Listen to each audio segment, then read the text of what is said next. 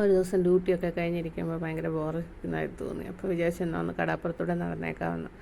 അങ്ങനെ 4 സൈഡും കടലിനെ ചുറ്റപ്പെട്ട് കിടക്കുന്ന ഈ മനോഹരമായ ദ്വീപിൻ്റെ ഒരു സൈഡിൽ നിന്ന് നടക്കാൻ തുടങ്ങി.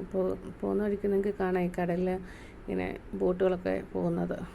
ഇത് ഇവിടെ 4 സൈഡും കടലിനെ ചുറ്റപ്പെട്ട ദ്വീപായതുകൊണ്ട് ഒരു ദ്വീപിൽ നിന്ന് മറ്റു ദ്വീപിലേക്ക് പോകാനൊക്കെയുള്ള യാത്രാ സൗകര്യത്തിനായിട്ട് ഇങ്ങനെ വിവിധ തരം ബോട്ടുകൾ ഇങ്ങനെ കടലിൽ കൂടെ പോകുന്ന കാണാം. നമ്മുടെ നാട്ടിൽ കാറും ജീപ്പും ഒക്കെ പോകുന്നുള്ളൂ. അപ്പോൾ വിശേഷങ്ങളിലേക്ക് പോയാലോ? Welcome to my channel. അങ്ങനെ ഞങ്ങളൊരു സൈഡിൽ നിന്ന് നടന്ന് പോകുമ്പോൾ അപ്പുറത്തെ സൈഡിൽ എത്തിയപ്പോഴാണ് കാണുന്നത് കടലിൽ തീരെ വെള്ളമില്ല. ഇങ്ങനെ കടലിലിങ്ങനെ കടൽ പുല്ലുകൾ ഗ്രാസൊക്കെ ഇങ്ങനെ തെളിഞ്ഞ് കാണാം. നല്ല പൂഴിമണലിനിടയിൽ പച്ച ഇലകളോടുകൂടി.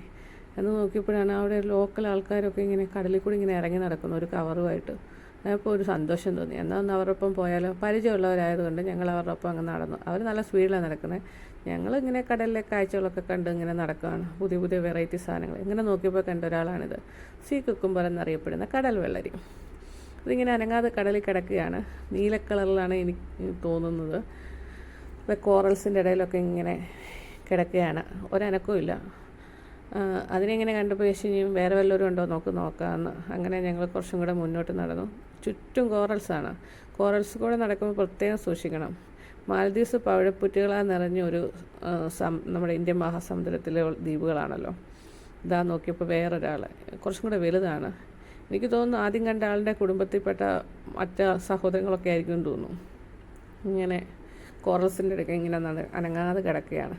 കോറൽസിൽ കൂടെ നടക്കുമ്പോൾ പ്രത്യേകം സൂക്ഷിക്കണം. കോറൽ കൊണ്ട് ഇഞ്ചുറി ഉണ്ടാവാൻ സാധ്യതയുണ്ട്. എപ്പോഴും ലോക്കൽ ആൾക്കാരുടെ കൂടെ പോകുന്നതായിരിക്കും നമ്മുടെ ആരോഗ്യത്തിന് നല്ലത്. കാരണം അവർക്ക് കടലിൻ്റെ എല്ലാ ഭാഗങ്ങളെക്കുറിച്ചും വ്യക്തമായ ധാരണ ഉള്ളവരായിരിക്കും. പോകുമ്പോൾ ബൂട്ടൊക്കെ ഇട്ട് ഷൂസൊക്കെ ഇട്ട് വേണം പോകാൻ. കാരണം കാലിലൊന്നും കൊണ്ട് മുറിവുണ്ടാവാതിരിക്കാൻ വേണ്ടിയിട്ട്. ഈ ഉപരിതലത്തിൽ കാണുന്ന ഗ്രേ കളറിൽ കാണുന്നതെല്ലാം കോറൽസിൻ്റെ ഭാഗങ്ങളാണ്. ഒരു കാലത്ത് കടലിൽ ജീവനുള്ളവയായിരുന്നു ഇവ. ഇപ്പോൾ ജീവനില്ലാത്ത അവസ്ഥയിൽ കടലിൻ്റെ ഉപരിതലത്തിൽ ഇങ്ങനെ തെളിഞ്ഞ് കാണാം. പ്രത്യേകിച്ച് വേലിയിറക്ക സമയത്താണ് നമുക്കിങ്ങനെയൊക്കെ കാണാനും നടക്കാനും പറ്റുന്നത്. അങ്ങനെ നടന്ന ഞാൻ അവരുടെ അടുത്തെത്തി. അവരെന്താണ് ശേഖരിക്കുന്നതെന്ന് നോക്കുകയാണ്. അങ്ങനെ നോക്കിയപ്പോഴാണ് കണ്ടത് ഈ ഷെല്ല് ഇറക്കാനാണ് അവർ വന്നത്. ഇതൊരെണ്ണം. പിന്നെ അടുത്ത് വേറൊരു ടൈപ്പ്. ഇതിനുള്ളിലെ കക്കയിറച്ചി ഇവർ ബേക്ക് ചെയ്ത് അല്ലെങ്കിൽ ഇങ്ങനെ പുഴുങ്ങി കഴിക്കുന്നതാണെന്നാണ് പറഞ്ഞത്. പല ടൈപ്പുള്ള കാര്യങ്ങൾ കണ്ടു. ഇത് വേറൊരു സൈസ്. വേറൊന്ന്. ഇതിനുള്ളിലിരിക്കുന്ന ആളിനെ ഞാൻ ഒന്ന് സൂം ചെയ്ത് കാണിക്കാൻ വേണ്ടി നോക്കുകയാണ്. പക്ഷെ തലയൊട്ടും പുറത്തേക്ക് ഇടുന്നില്ല. കാരണം എൻ്റെ കൈ കാര്യമായിട്ട് ഇഷ്ടപ്പെട്ടെന്ന് തോന്നുന്നു. ഇത് വേറൊരു ടൈപ്പ്. ഇതിനുള്ളിലെല്ലാം ജീവികളുണ്ട്, ചെറുതുമുണ്ട്. ഇങ്ങനെ പെറുക്കുന്നു.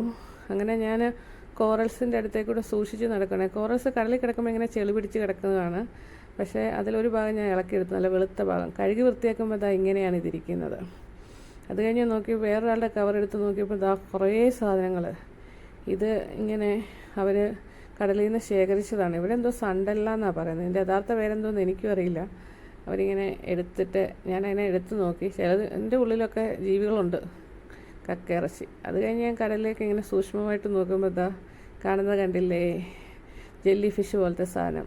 നല്ല രസമുണ്ട് കാണാൻ. പക്ഷെ തൊട്ട് നോക്കിയില്ല. ചിലർക്ക് ജെല്ലി ഫിഷ് അലർജി ഉണ്ടാക്കുമെന്ന് പറഞ്ഞു അവർ. അതുകൊണ്ട് അങ്ങനെ ഞാൻ കടലിൽ നിന്ന് തിരിച്ച് നടന്നു.